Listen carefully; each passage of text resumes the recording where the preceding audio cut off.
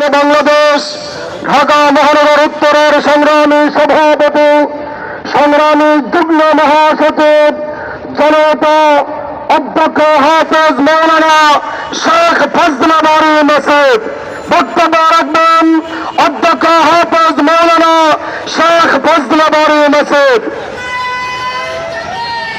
আলহামদুলিল্লাহ ওয়াসসালাতু ওয়াসসালামু আলা রাসূলিল্লাহ ওয়া আলা আলিহি ওয়া আসহাবিহি আজমাইন, আম্মা বা'দ।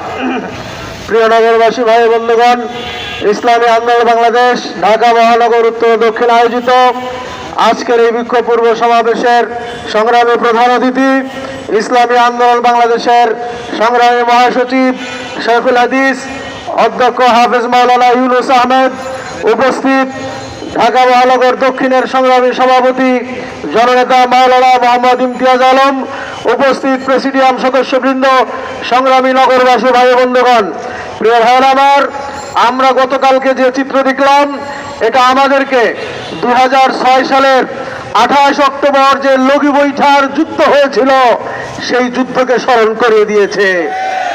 আমরা গতকালকে যা দেখেছি এটা একটা সভ্য দেশে আমরা কখনো প্রত্যাশা করি নাই।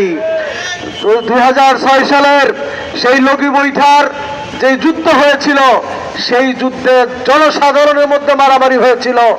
গতকালকে প্রশাসনের লোকেরা, পুলিশ এবং সেনাবাহিনীর কিছু সংখ্যক সদস্যরা তারা এভাবে সাধারণ মানুষের উপরে পিটাইতে পারে আমরা কখনো কল্পনা করি নাই। ভিপি নুরুল হক নূর কোন সাধারণ মানুষ না, তিনি এই জুলাই আন্দোলনের অন্যতম একজন নায়ক। তার উপরে যেভাবে হাত তুলেছেন আমরা মনে করছি এটা একটি অশনি সংকেত।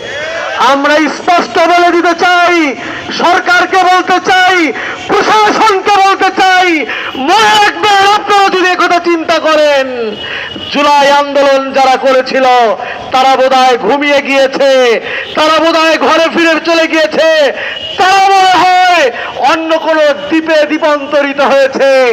এই চিন্তা যদি করেন আপনারা চরমভাবে ভুল করবেন। কথা কিনে বিজ্ঞানে বলেন, সবাই আমরা জাগ্রত রয়েছি। আমাদের আমির যদি আবার ডাক দেন, জুলাই যোদ্ধারা আবার সেই জুলাই 2024-এর মতো, আগস্টের মতো, আবার পঙ্গপালের মতো আমরা ময়দানে ঝাঁপিয়ে পড়ব। আপনারা মনে রাখবেন, আওয়ামী লীগ এবং তাদের দোসররা যা স্বপ্ন দেখছেন আপনাদের স্বপ্ন অলীক স্বপ্নে পরিণত হবে। আমরা স্পষ্ট বলে দিতে চাই, যারা করেছে অনতিবিলম্বে তাদেরকে বিচারের আওতায় আনতে হবে। জনগণ দেখতে চায় সরকার তাদের বিচার করলো কিনা। সাথে সাথে যারা ষড়যন্ত্র করছেন, আওয়ামী লীগকে ফিরিয়ে আনার চেষ্টা করছেন, তাদের সহযোগিতা করছে যে জাতীয় পার্টি, তাদেরকেও নিষিদ্ধ করতে হবে, তাদের কার্যক্রমকে নিষিদ্ধ ঘোষণা করতে হবে। সমবেত ভাই বন্ধুগণ, আসুন আমরা সকলেই আগামী দিনে পিআর নির্বাচনের মাধ্যমে একটি সুন্দর বাংলাদেশ গড়বার জন্য ঐক্যবদ্ধভাবে আমরা অগ্রসর হই। আল্লাহ তাআলা আমাদের সহায় হন। সকলে বলেন আল্লাহুম্মা আমিন।